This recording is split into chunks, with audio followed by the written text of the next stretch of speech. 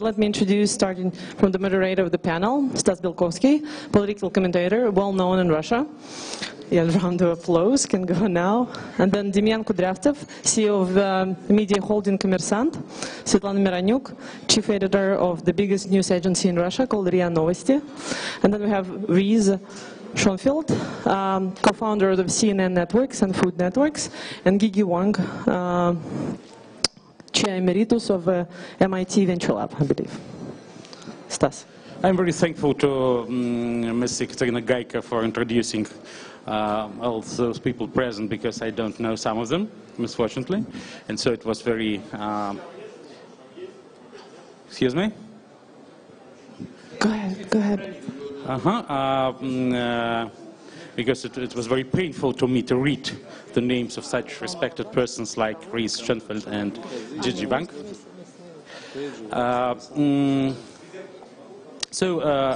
Our session is dedicated to the team of multimedia platforms and to the new role which Internet does play in our media and political reality.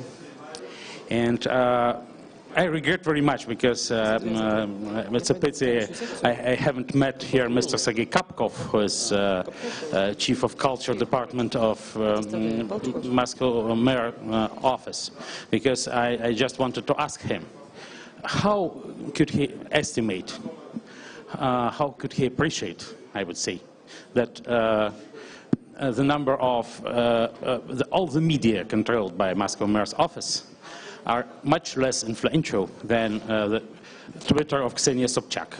But misfortunately, I haven't met Mr. Kapkov here. So let's start because Russia is a wild Asian country, as you know, not European one. So let me start with women, of course, with ladies. So, and I would ask Mrs. Svetlana Mironyuk to start our conversation on the theme. As a chief of traditional media, as the chief of state-controlled news agency, known for many years, for many decades, does she feel how those traditional media are gradually and steadfastly losing their influence and stepping this influence down to internet and even to blogs? Please. Svetlana Mironyuk. That's me. You will get this information now. Svetlana will speak in Russian, we will say translation. Ну да, я патриотично буду говорить по-русски. I'll be speaking Russian. But I won't say why the total number of the audience of the Moscow Mayor's Office media is less than that of the Ksenia Sobchak's tweet. But I'll tell why we are losing the influence. As among all of the Moscow and Russian media, it's RIA Novosti who has not lost the audience, because we are growing, and we are doing it continuously and gradually. And we are among the three most popular sources in the internet, amongst those who are cited, who are most influential. And it happened because in 2003 we declined and rejected the traditional model of a news agency. We discussed it with Demian, as there is a difference between what you call the Kommersant publishing house and what you call the RIA Novosti news agency is much less than between Kommersant and another publishing house. Let's take that one of the Moscow Mayor's Office, or RIA Novosti and Interfax news agency. Both us and Kommersant represent multi-platform mass medium. We call ourselves a media holding. This way we are filling in the content of the platforms and our multimedia capabilities that we use. And traditionally, we had a core being an informational agency, but in the early 2000s, we were ready to become a 24/7 agency because we started to publish news over all possible mobile platforms provided by the time at that moment. Our session is called multi-platforms, and in my statement, that is rather short, I'll try to be quick here, but I wanted to display several pictures and to show where news agencies have moved to. We do data mining now because we know that news are something quick and something dull, because they get old very fast. Previously, it was just news agencies who did the news, but now it's any kind of media, and so they are stealing the platforms from us. And Twitter is our main competitor now. The Twitter of Ksenia Sobchak. That's why we are moving to news where we didn't look for previously. It's the ratings, it's the scores, databases, and we establish databases and analyze them, and we do it in multi-platforms. So we do several layers of these maps over photos, and we add digital information to traditional photos, and we are doing the same thing with the video. So we use several analytical layers on the content on the 9th of May, but on the 9th of May we used tags with information on the weapons that were displayed in the red square, and if you clicked a tank on the computer screen, you could get more information. So this is correlated with all the forms and information, and it's targeting the right audiences. So you can have a super multi-platform solution for pensioners, but they'll never use it as they have no access to the internet. Thank you. Mr. Vladimir Putin did not appoint you instead of Dmitry Medvedev because you explained very bluntly, contrary to our Prime Minister. The next one, so judge would be Demian Kudriavtsev. Demian Kudriavtsev had been fired as chief executive officer of a Kommersant newspaper just a few days before a conference, which emphasizes the importance of this conference, because maybe the Kommersant owners did not share his idea, did not support his idea to take part in this revolutionary conference. Demian Kudriavtsev is the first example of citizen of Israel who's become successful, the first success story of the citizen of Israel, as top manager of one of the most influential Russian media.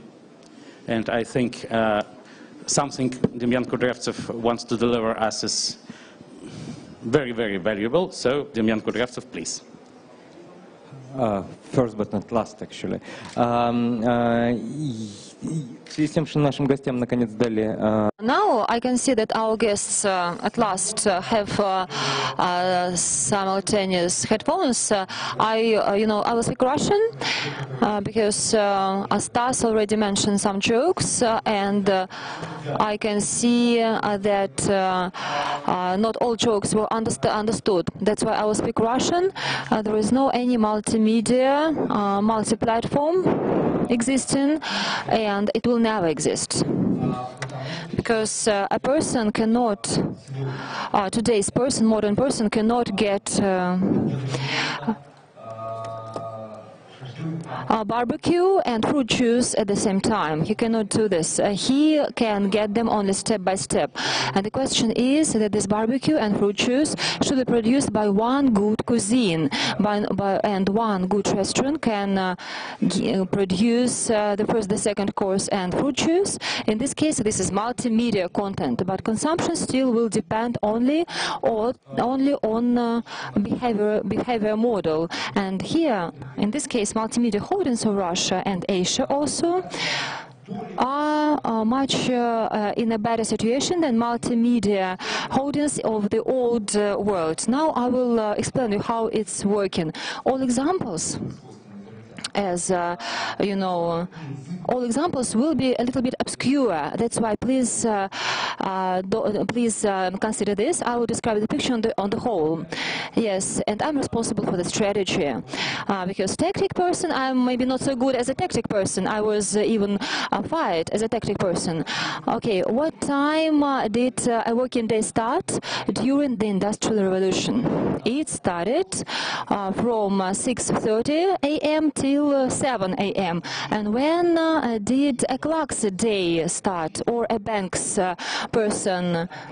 From 8 till 8:30 a.m. And this 1 hour and 30 minutes, they were very important. And there was a gap between old world and a new world. Some people became the auditorium of newspaper because they managed to get it, and behavioral model was consumption of news at breakfast. And some other people had breakfast somewhere at work already, and they could not be consumers of newspapers, but they could read evening newspapers, which now are already dying. That's why for these people other producers developed other media, and behind this there was a Russian inventor, Mr. Zavarykin, and TV was for wide circle of people, and there was more entertainment on TV than news initially, and then when news was filled, the difference between consumers of Journal Post and consumers of TV was different, and it led to the following, that the producers of these products were different holdings. In Russia today, because all Soviet period did not concern anything, because we never decide what to do and who would be producers. Now it's very different. The main task of media is to be at the place where consumer wants it to have. Consumers always change. We change. Consumers wanted to have a newspaper at breakfast. In Russia, printed media got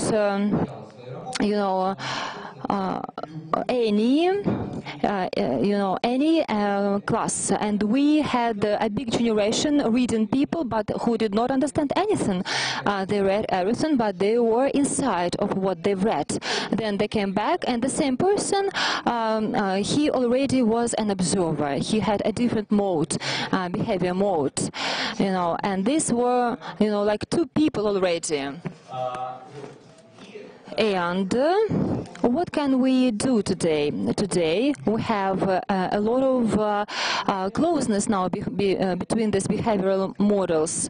Why? Because of involvement of different classes, post-industrial development, where information is very important. It's a tool, and you need information all the time, as you need news, because this is a tool of work already, information. And we now have a shift, and also some congestion of these models. That's why in the evening you should be iPad when they are somewhere on the sofa line. In the afternoon you should be a newspaper. In the car you should be a radio station.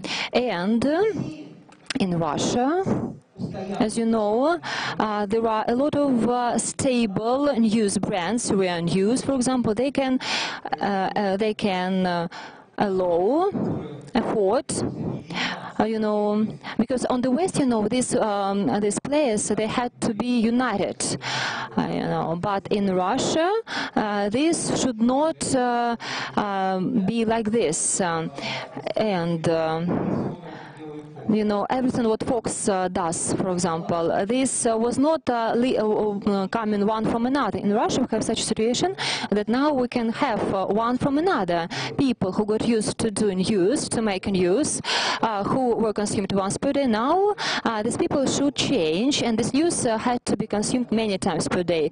Because when you sell news many times per day, you need to repackage it for some other kinds of media. In this sense, for us, this is all, this is everything, and format is very important. You know, as any person has, small suit, for example, or some other kinds of clothes. These experiments will also be taking place on new market, emerging market, Korea, Russia, and I believe only in finance results. But we can see this in 2 years, and then I will tell you a story how it will happen. Thank you very much. Thank you very much.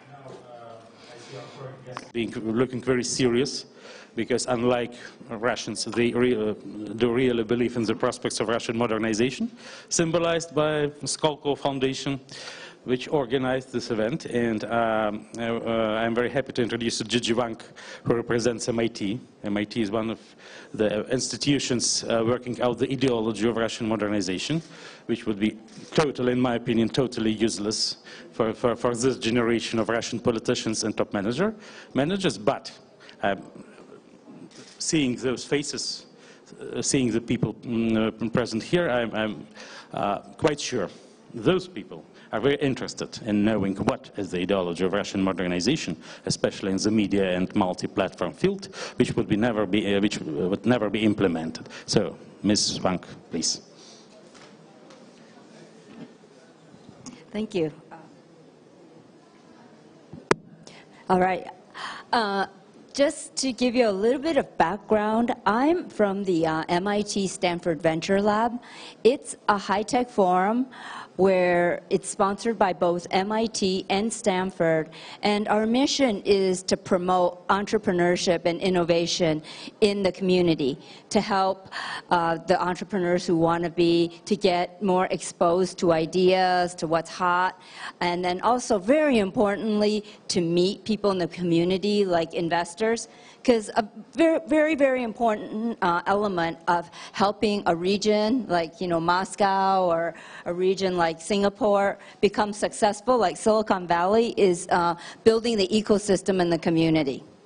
So in looking at today's topic, I was thinking about, over the years at VLab, we try and present and showcase the latest things that are hot. So like recently, we've showcased, some of the new mobile money, mobile commerce.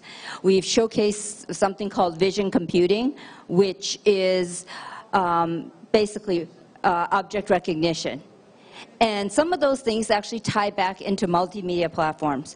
So I'm going to just talk a little bit about multimedia platforms, since that's today's topic. And how many of you are on Facebook? So. Well, I guess Facebook isn't blocked in Russia the way it's blocked in China, huh? No. Okay, that's good. So, but if you look at Facebook, right? Facebook is really an amazing multimedia platform, because on Facebook, Facebook has been really successful because it touches people's lives. You share with your friends how well your football team did. You share with your friends, all the pictures, the baby pictures of your new daughter, your new son, and you'll send messages to everyone in your family. It's an amazing platform for doing all the things that you do in life, and it's really nothing different. You're not doing anything new. You're just using Facebook as a platform to do what you do in life, okay? And now, with this generation, there's a concept called technology natives and then technology immigrants, okay? How many people in this room are under 25? Yay! So you're a technology native. You grew up. You've always seen technology, right? And then for those of us who are maybe older, over 40, all this technology stuff is something we learned. Like, I didn't use a PC until I graduated from college. So I'm actually a technology immigrant. Okay? So we've all got different layers of technology adoption.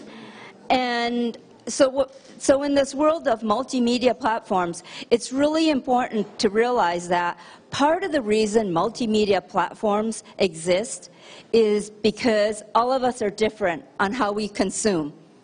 And multimedia platforms allow you to develop content and then offer that content in a way that each type of consumer would want to use. And so in the case of Facebook, you have the ability to text and write messages. You have the ability to share pictures. You have the ability to do videos. And you have the ability to build communities. And only tell the secrets that you tell to your friends. And you can actually block your parents, so your parents can't see that you were spending too much time partying and not working, right? So that's some of the stuff so think of multimedia platforms as really having multiple channels or ways to reach consumers, each in the way that they communicate. And one example is really funny is, how many of you have children? Okay, leave your hands up. Okay, how many of those who have children, their kids text? Yeah, so here's the thing is today's generation of kids, they text. They never answer a phone call. No way, okay? And my husband was talking to me, and he said, our son, he never calls me back. And I said, because he doesn't talk on the phone. If you want to talk to him, text him. And he texted him. He's like, wow, he got right back. I go, yeah, you have to understand, that's the way they communicate now. And so with the multimedia platform, it allows you to communicate to your whole audience, especially some of you who produce content and want to get as much coverage as possible. And I'm going to touch on two quick things. An important part in this multimedia platform is, one is quality, and then the other is monetization.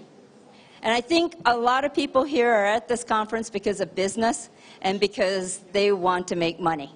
And so all this technology is great, but how do you make money? And I think that's been a huge challenge as we develop these multimedia platforms. So Facebook, it came out, the service is free. So how have they made money? It's been advertising, right? Then there's a company that does video distribution, IP video distribution.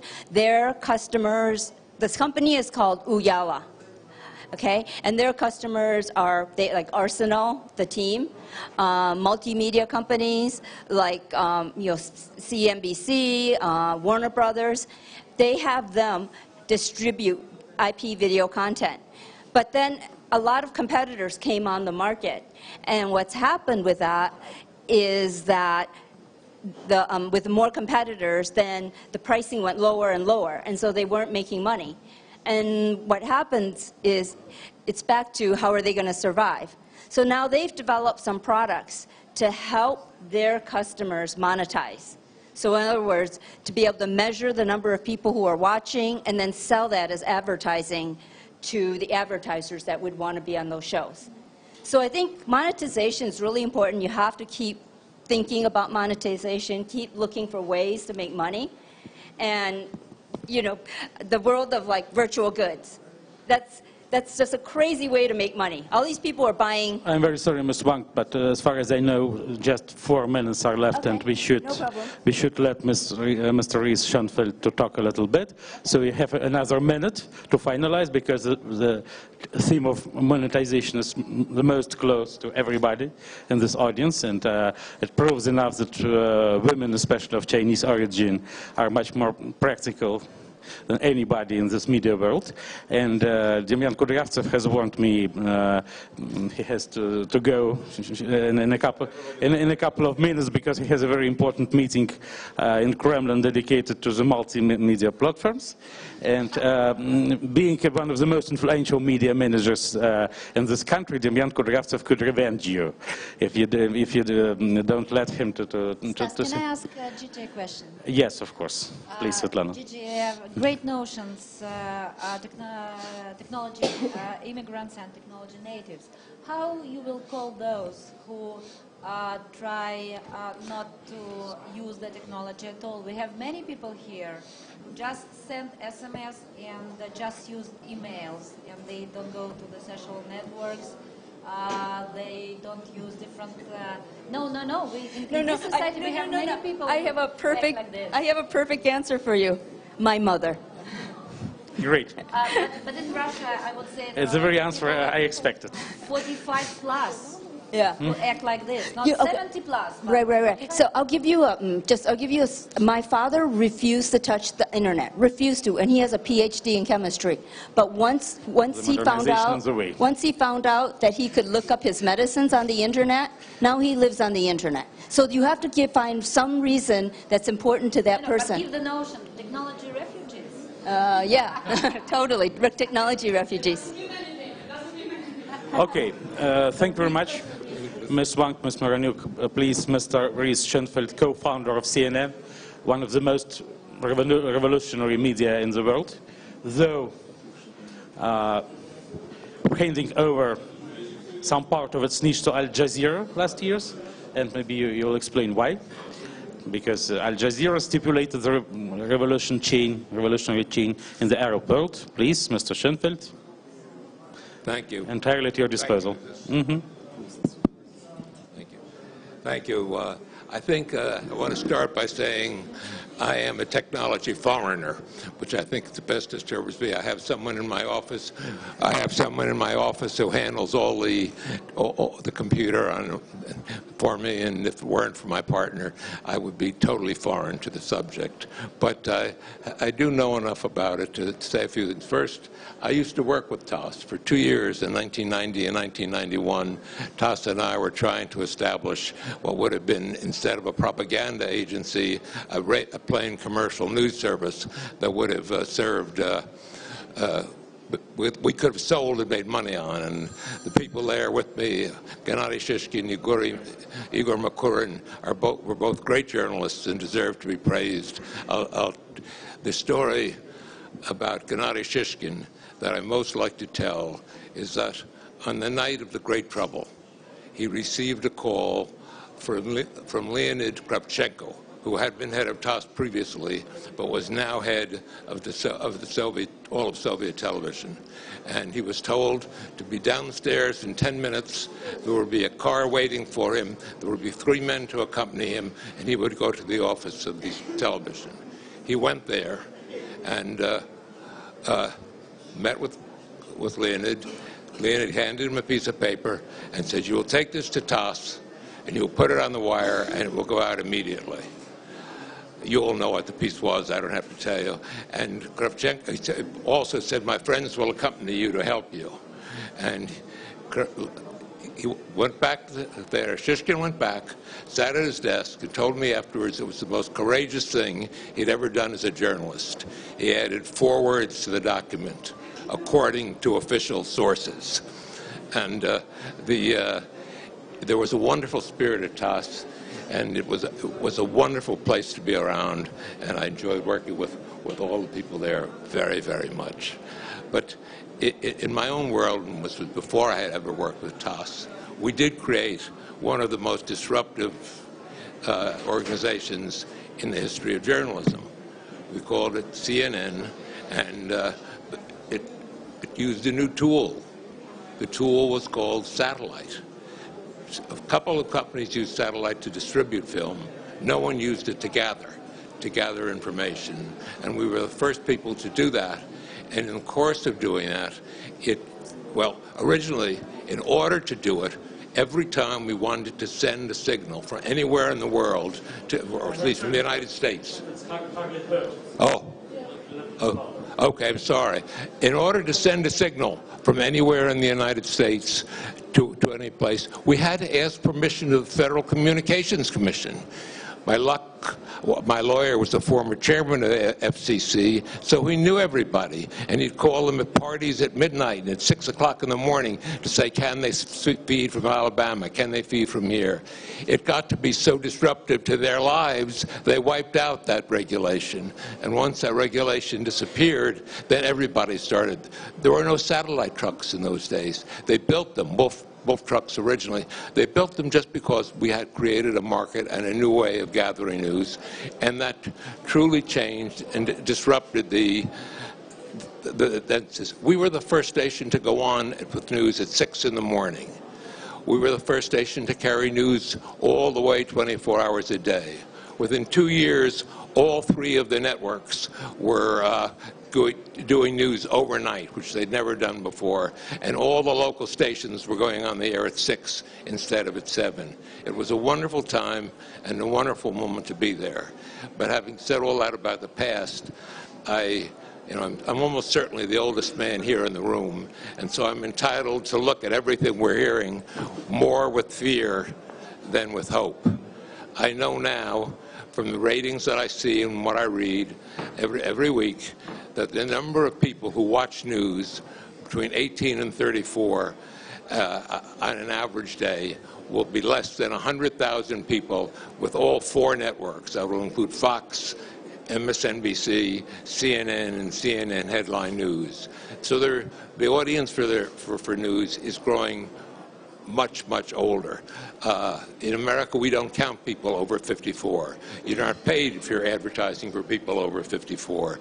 So you now have lost your 18 to 34s, and all you're getting are your 18 to 49s and 25 to 54s. The amount of viewers you get, of course, that's what your revenue depends on. So how can you afford it? Well, some people are doing quite well. CNN is in 3 or 4 other businesses. You see them in the hotels here, and you know they're much overseas revenue.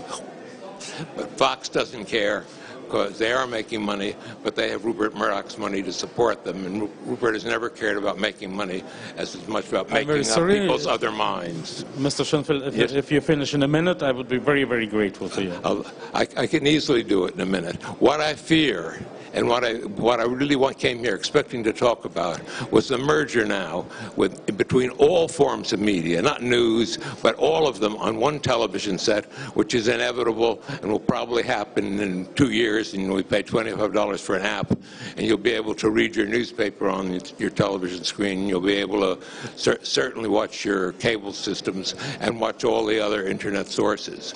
And when that happens, and this is what scares the hell out of me, there is no filter anymore. There was a filter for many years between the people who wrote and the people who got their material distributed.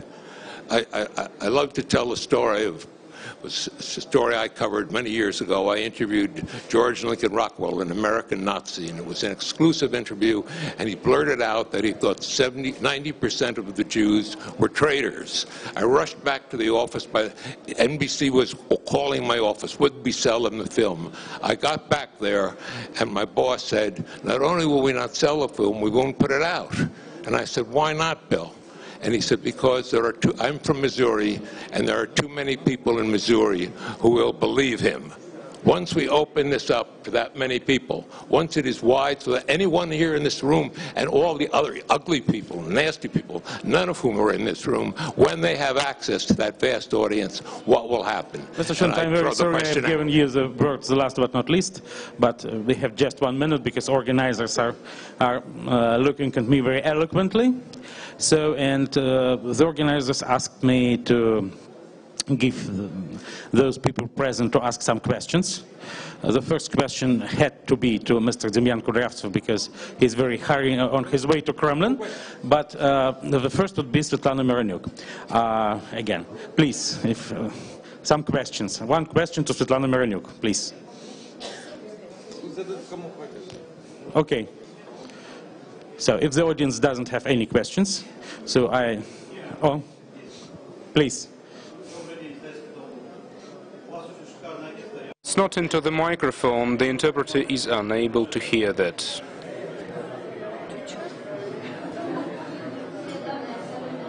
All the information is public. It's in the federal budget, and it's a document published. So, if we speak about the USD equivalent, it's about $100 million. It's in the federal budget, and about $30 million. That is what we make freely on the market, and this money is used to develop technologies and to train people. Everything is totally transparent. It's impossible to hear this question as it is bypassing the mic. We are 74 resources. Per which period?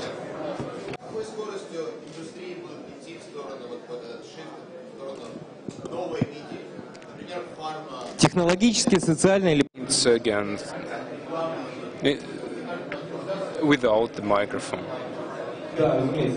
Monetization. Yes, sure, the monetization will be the advertising model based, but you don't always need an intermediary for your advertisements if the selling tool and the advertisement become one, as it happens in the internet.